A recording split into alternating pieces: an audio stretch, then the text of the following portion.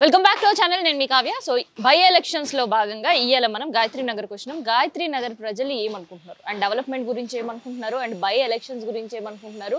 ఈసారి పోటీ రెండు పార్టీల్లో అయినప్పటికీ అభ్యర్థులు మాత్రం 81 మంది బరిలో ఉన్నారు. సో వీటన్నిటి గురించి కూడా తెలుసుకుందాం. సో ఇప్పుడు మళ్ళీ ఎన్నికలు మీకు ఎట్లా అనిపిస్తుంది? పార్టీల ప్రచారాలు సాగుతున్నాయి. పార్టీల ప్రచారం అంటే ఇక్కడ టీఆర్ఎస్ ఉంది, కాంగ్రెస్ ఉంది. ఇక్కడ హమ్లా మీకు ఎట్లా అనిపిస్తుంది? మరి 2 సంవత్సరాలు కాంగ్రెస్ చూసిరు, అంతకుముందు బీఆర్ఎస్ చూసిరు, ఎట్లా అనిపిస్తుంది? అంటే ఇంతకుముందు మాది బీఆర్ఎస్ ఉన్నా కానీ నాకు 10 సంవత్సరాల నుంచి పింఛనే చేయలేడు వాళ్ళు,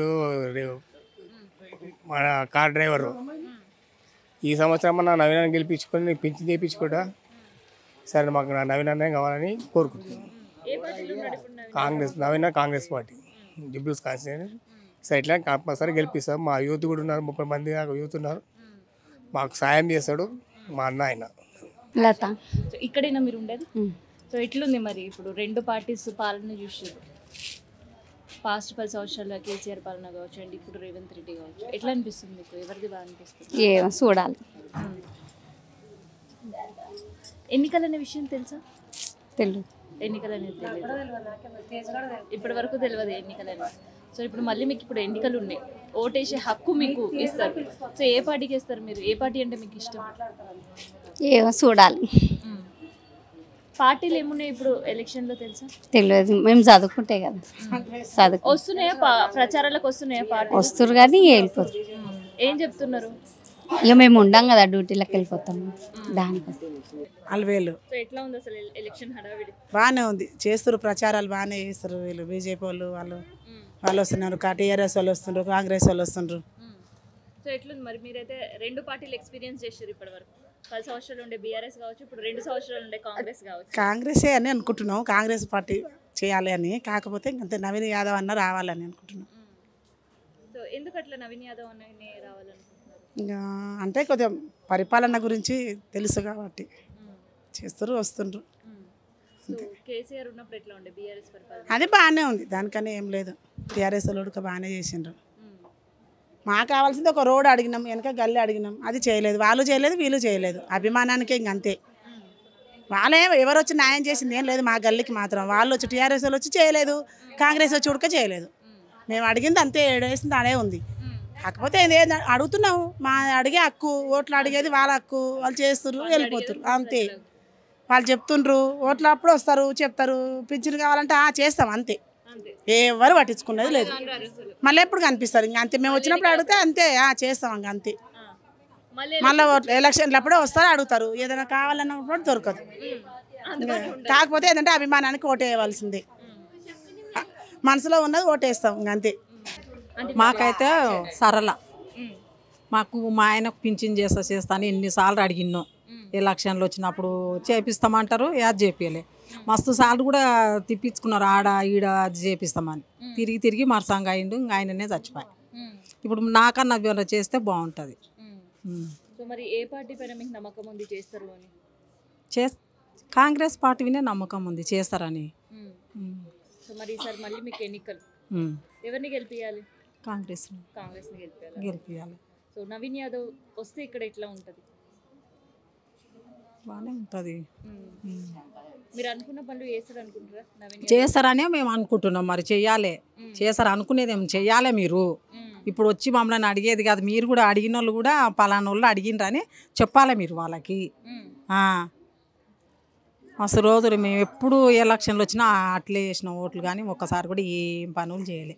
మా ఆయనకైతే అడిగినాం, కాళ్ళు కూడా చూపించిన ఆ సార్కి. వచ్చిన వాళ్ళకల్లా చూపించినా కూడా ఏం చేయకపోయి పింఛన్ చేపిస్తామని తిరిగి మరసంగా. ఇప్పుడు ఎన్నికలకి ప్రచారానికి వచ్చినప్పుడు ఏం చెప్తున్నారు మరి? ఏం చెప్తుంటారు? ఇంక ఇట్లా ఇంకా చేస్తామని చెప్తారు అంతే. ఇంకా మేము అదే అడుగుతున్నాము. మీరు ఇంకా మేము చెప్పింది మీరు వింటుంటూ పోతుండ్రు. మరి ఇంక ఇప్పుడు ఎన్నికలు అయిపోయినాక ఏం చెప్తారో మాకు తెలియదు. ఈ ఏరియా అయితే కాంగ్రెస్సే ఉంది. నవీన్ యాదవ్ రావాలి ఒకసారి, ఎందుకంటే ఇన్నిసార్లు వాళ్ళ కుటుంబం గురించి అది ఇది అంటున్నారు. కానీ కంపల్సరీ 3 ఏళ్ళల్లో అధికార పార్టీకి ఇస్తేనే ఏమన్నా అభివృద్ధి అవుతుంది కదా అన్నట్ల నవీన్ యాదవ్ గెలవాలా, గెలిస్తేనే మంచిది. ఈ 3 ఏళ్ళలో చూస్తారు కదా అది ఇది అని అంటున్నారు. కానీ వాళ్ళు మంచినే ఇస్తారు ఆ కుటుంబం. ఒకసారి ఆ కుటుంబానికి ఛాయిస్ ఇవ్వాలని అందరం అనుకుంటున్నాం. నవీన్ యాదవ్కే చేయాలి. అది మరి సో పాస్ట్ 10 సంవత్సరాలు బీఆర్ఎస్ గురించి మీరు ఏం అది కూడా పర్లేదు, చేసింది, చేయలేదు అన్నికి లేదు. ప్రజెంట్గా కాంగ్రెస్ ప్రభుత్వం ఉంది కదా, మనం మళ్ళీ దానికి వెళ్తే బాగుండదు. ఇక్కడ డెవలప్మెంట్, ఈ రోడ్లు డ్రైనేజీలు కావాలంటే ఆయన కూడా మంచోడే, పబ్లిక్ చాలా బాగా చేస్తున్నాడు అతను. కానీ ఇంకా ఏంటంటే అది మేము కూడా ఇంతకుముందు దానికే వేసింటుంది బీఆర్ఎస్. కానీ ఈసారి నవీన్ యాదవ్కి చేద్దాం, ఆ కుటుంబానికి ఒకసారి చేస్తే వాళ్ళది కూడా చూడాలి. ఈ 3 ఏళ్ళు చూస్తే తెలిసిపోతుంది కదా వాళ్ళు దౌర్జన్యాలు చేస్తున్నారా, ఏది చేస్తున్నారా, అభివృద్ధి చేస్తున్నారా అనేది. మళ్ళీ నెక్స్ట్ 5 ఇయర్స్ కూడా ఆయన రావాలంటే 3 ఏళ్ళలో అభివృద్ధి చేసి చూపిస్తేనే కదా ఆయన వచ్చేది. కంపల్సరీ ఈసారి చేయాలని అనుకుంటున్నాను 100%. ఎన్ని ఇయర్స్ నుంచి ఇక్కడనే ఉంటున్నారా? వినన్నా భయపడుతూ బై బర్త్ ఇన్నే. సో ఇప్పుడు మళ్ళీ మీకు ఎలక్షన్స్ అవును ఎట్లా ఉన్నాయి పార్టీల ప్రచారాలు? బాగానే ఉన్నాయి. సో ఎట్లా ఉంది మీకు డెవలప్మెంట్? ఏ పార్టీ ఉన్నప్పుడు మీకు ఇక్కడ మంచిగా అనిపించింది? నేను ఇంటర్వ్యూ వద్దులే. బీఆర్ఎస్ ఉన్నప్పుడు ఎట్లా ఉండేది మీకు? బాగానే ఉండే. సో ఇప్పుడు కాంగ్రెస్ ఉన్నప్పుడు ఎట్లా ఉంది? బాగానే ఉంది, ఎవరైనా బాగానే చేస్తారు కదా. కానీ 2 పార్టీలకు వేయలేం కదా, ఏదైనా ఒక పార్టీని మాత్రం. ఏదో ఒకటే వేయాలి అలా అని చెప్పి. ఎవరికి ఇస్తారు మరి ఈసారి అవకాశం? అది చూద్దాం, ఇప్పుడు ఏం డిసైడ్ అవ్వలేదు. డిసైడ్ అవ్వాలి. బాగాలేదు. బాలే మీరేమన్నా నుండి బాగాలేదు, నచ్చలేదు. నచ్చలేదు. ఎందుకు అట్లా? ఆడ ఊళ్ళో పొలాలుంటే పైసలు వేస్తలేడు, పింఛన్లు వేస్తామని పింఛన్లు, గ్యాస్ ఇస్తామని గ్యాస్ లేదు. ఏముందమ్మా, ఏమి ఇస్తలేడు. కేసీఆర్ సార్ ఉన్నప్పుడు ఎట్లా ఉంది? ఇక ఆయన ఉన్నప్పుడు అదే 900 పెట్టాము, ఇప్పుడు అదే 900. మొన్న 1000 ఇస్తే అసలు రూపాయి లేవాడు గ్యాస్కు.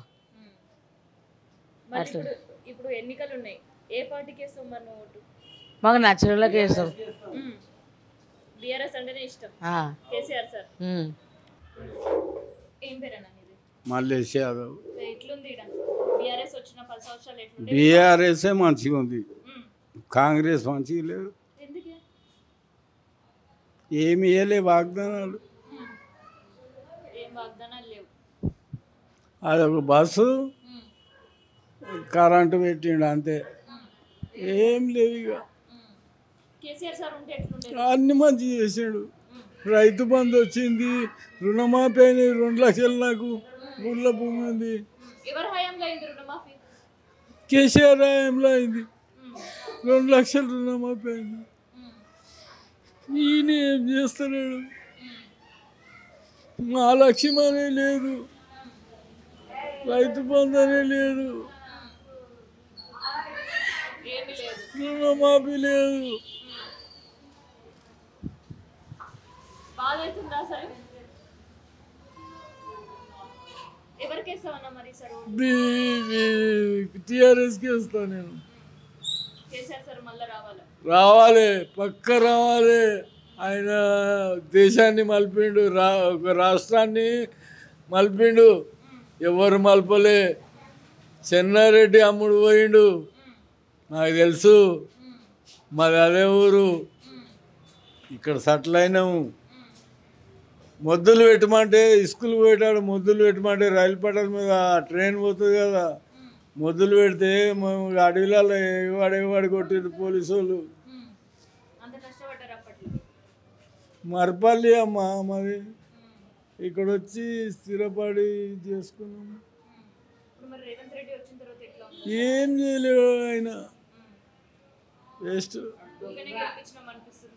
నేను వేయలే ఓటు. ఈ ఊళ్ళల్లో వేసిర్రు, హైదరాబాద్లో ఒక సీటు కూడా రాలేదు ఆయనకు. ఎవరు వేస్తారమ్మా, ఆయన మంచిగా చేసేవాడు. ఊళ్ళల్లో మూసపోయినరు, ఇప్పుడు తిడుతున్నారు. లంచగొడుకు ఇట్లా చేసే వాగ్దానాలు ఇచ్చి ఏది నెరవేర్చపాయే అని తిడుతున్నారు ఇప్పుడు ఊళ్ళల్లో. మంచిగా ఉంటుండే. బాగా చెప్తా, నేను తిరుగుతుంటే తిరిగినా ప్రతి మీటింగ్లో. గోపీనాథ్ ఎంట తిరిగిన నేను, కేటీఆర్ ఎంట తిరిగినా, కేసీఆర్ ఎంట తిరగలేనమ్మా. పెద్ద ఆయన కదా, ఉన్న మాట చెప్తా. కేటీఆర్ ముదమే శ్రీరామనాథ చౌరస్తలా ముదమేసి మీద చేసుకొని బండి మీద ఎక్కించుకున్నాడు స్పీచ్ ఇచ్చేటప్పుడు ఇగో మల్లేష్ యాదవ్ చూడండి అని. అంత అభిమానం ఉండే. వీళ్ళు వచ్చిన తర్వాత ఎట్లుందన్న రాష్ట్రం? బాగాలేదు. ఫుల్లే చెప్తున్నా, మీరు ఎవరికైనా చెప్పండి, మీరు ఏ పార్టీ నాకు తెలియదు. మేము ఏ పార్టీ కాదు, మేము మీడియా వాళ్ళం. బాగలేదు. కాంగ్రెస్ పాలన ఇప్పుడు నెక్స్ట్ వచ్చేది కేసీఆరే. ఖచ్చితంగా చెప్తున్నా, బిట్టేసి చెప్తున్నా, కేసీఆర్ బరబ్బరి. మళ్ళీ రాష్ట్రం మంచిగా అవుతుంది. ఈ రోడ్ వేస్తామన్నారు, ఆఫ్ చేసిరు. మళ్ళా ఈ రోడ్డు లైన్ చక్కగా లేదు, రోజు వంగుతుంది. ఫోన్ చేస్తే పట్టించుకోరు, ఆన్లైన్ వారంకి వస్తారు. నీళ్ళు కారుతున్నది డ్రైనేజ్ వంగి. రేవంత్ రెడ్డి గురించి చెప్పండి ఒక మాటలో, ఏం చెప్తామన్నా? ఏం చెప్పాలమ్మా ఆయన గురించి? పెయింటర్ ఆయన, ఫస్ట్ పెయింట్ వేసుకునేవాడు రేవంత్ రెడ్డి. నాకు తెలుసు కదా, నాది 61 సంవత్సరం, అన్నీ తెలుసు. పెయింట్ వేసుకునేవాడు. తెలుగుదేశంలో ఉండే చంద్రబాబు ఎలా కొట్టిండు, కాంగ్రెస్లో వచ్చిండు, వెళ్ళాడిండు, గెలిచిండు. 2000 ఇచ్చేటోళ్ళకు 4000 ఇస్తా అన్నాడు. పింఛన్లు ఏడిచ్చిండు, ఇయ్యలే. మహాలక్ష్మి ఇస్తా అన్నాడు, ఇయ్యలే.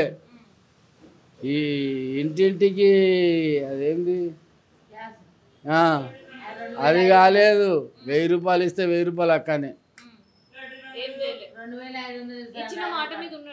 2500 వైట్ రేషన్ కార్డు అంటే వైట్ రేషన్ కార్డు ఉంది, మాకు లేవు. ఇచ్చిన మాట మీద నిలబడ్డా లేదు. స్వర్ణలత, ఎట్లా ఉంది ఎలక్షన్? ఏమనుకుంటున్నారు అసలు? ఎలక్షన్ అంటే ముందు ఉంది తెలంగాణ పార్టీ, అప్పుడు కొంచెం బెటర్గా ఉండే. నాకు అప్పుడు ఇళ్ళకి అప్లై చేశాను, నాకు ఇల్లు వచ్చింది, లెటర్ కూడా శాంక్షన్ అయింది. ఆ లెటర్ శాంక్షన్ అయ్యే మూమెంట్లో ఎలక్షన్స్ అని మళ్ళీ కాంగ్రెస్ పార్టీ గెలవడంతో నాకు రాలేదు. సో ఎవరైనా లబ్ధిదారులే కదా. అవును. మరి అయినా ఎందుకు ఆపిందనిపిస్తుంది అసలు కాంగ్రెస్ పార్టీ వచ్చిన తర్వాత? ఇంక వాళ్ళకే తెలియాలి. కాంగ్రెస్ పార్టీ వచ్చినాక అయితే బెటర్ అనేది నాకు ఏం అనిపించలేదు అసలు. చాలామందికి ఇప్పుడు ఇళ్ళకి అప్లికేషన్ పెట్టుకోము, ప్రజాపాలన ఫామ్స్ ఇచ్చిర్రు, అందులోనే అన్నిటికీ గ్యాస్కి, ఎలక్ట్రిసిటీకి, ఇల్లు శాంక్షన్కి, లోన్స్ కానీ ప్రతి దానికి అందులో ఇచ్చిర్రు. అన్నిటికీ అప్లై చేసినాము. అప్లై చేసి కూడా ఆల్మోస్ట్ 2 years అవుతుంది, 2 years 3 years అవుతుంది. ఇప్పటి వరకు నాకు ఏది ఇది వచ్చింది అనేది నాకేమనిపించలేదు. So what is use? ఆయనకి ఓట్ వేసి మేము లాభమే లేదు అసలు. ఫ్రీ బస్ పెట్టడం మేము మహిళలకని చెప్తున్నాం. ఫ్రీ బస్ పెట్టడం వల్ల ఏం యూజ్? అందరు కొట్టుకోవడము. ఎక్కేటప్పుడు చిన్న చిన్న పిల్లలు ఉన్నారు, నాకు చిన్న పిల్లలు ఉన్నారు, నేను ఎక్కుతాను ఆ బస్సు. బెటర్ ఫెసిలిటీస్ లేదు. ఒక బస్సు వస్తే ఎంతమంది కొట్టుకుంటూ ఎక్కుతారు, ఎంతమంది కింద పడతారు. అందరికీ స్టామినా ఈక్వల్గా ఉండదు. ఎక్కే వాళ్ళు ఎక్కుతారు, ఎక్కని వాళ్ళు ఎక్కరు, వాళ్ళు ఇంకో దానికి వెయిట్ చేయాల్సి వస్తుంది. అది ఫ్రీ బస్ అనేది ఏం యూస్ఫుల్ లేదు అసలు, వేస్టే. సో కాంగ్రెస్ గవర్నమెంట్ ఎట్లా ఉంది, బీఆర్ఎస్ గవర్నమెంట్ ఉన్నప్పుడు ఎట్లా ఉంది? అప్పుడు ఉన్నప్పుడు అయితే ఇక్కడ మా కాన్స్టిట్యున్సీ ఉన్నప్పుడు ఎమ్మెల్యే గోపీనాథ్ గారు ఉన్నారు. ఎనీ టైం ఏ ప్రాబ్లం ఉన్నా సాల్వ్ చేసేవాళ్ళు. నాకు ఇల్లు శాంక్షన్ చేసింది కూడా తనే. నేను శాంక్షన్ లెటర్ కూడా తీసుకున్నాను. తర్వాత ఇక్కడ కాంగ్రెస్ పార్టీ గెలిచిన తర్వాత ఇంకా నాకు ఏమీ లేదు అసలు, ఏమీ రాలేదు. నేను అన్నిటికీ అప్లై చేశాను. రేషన్ కార్డ్కి అప్లై, నాకు 10 years అవుతుంది నేను మ్యారేజ్, రేషన్ కార్డ్కి అప్లై చేసిన, రాలేదు. ఎలక్ట్రిసిటీ ఇప్పుడు నేను, మాకు ఇల్లు ఉంది, దాని మీద ఎలక్ట్రిసిటీ బిల్ ఇస్తే అన్నారు, ఫ్రీ ఎలక్ట్రిసిటీ 0 బిల్, అది రాలేదు. లోన్స్ అన్నారు, రాలేదు. ఇందిరమ్మ ఇళ్ళకి అప్లై చేయమన్నారు, అది రాలేదు. నాకైతే ఏమీ బెటర్ ఇంప్రూవ్మెంట్ అనేది ఏం అనిపించలేదు. సో ఇప్పుడు మళ్ళీ ఎన్నికలు మీకే ఆయుధం, సో ఎట్లా యూటిలైజ్ చేసుకుంటారు మరి? ఓవరాల్ అన్నీ చూసి ఎవరు బెటర్ అనేది మాకైతే తెలుస్తుంది కదా, దాన్ని బట్టి వేస్తుంది. ఓకే, అవును, అది ఏది బెటర్గా అనిపిస్తే we go for that. So ఇక్కడ మాగంటి గోపీనాథ్ గారు చాలా వర్క్ చేస్తున్నారు, కానీ వాళ్ళ వైఫ్, ఆయన చనిపోయిండు, వాళ్ళ వైఫ్ ఉంది. సో ఒక మహిళగా ఆమెకి మద్దతు ఇస్తారు డెఫినెట్గా. ఎందుకంటే తను ఒకసారి కాదు, 2 సార్లు కాదు, 15 years ఆల్మోస్ట్ తను గెలుచుకుంటూ వచ్చాడు. తన ఇంప్రూవ్మెంట్స్ అట్లాగే ఉన్నాయి, తన పాలన మొత్తం బెటర్గా ఉంది కాబట్టే కదా అన్నిసార్లు గెలిచాడు. మేబీ తను కూడా అదే దారిలో అదే వేలో వెళ్తుండొచ్చు వాళ్ళ వైఫ్.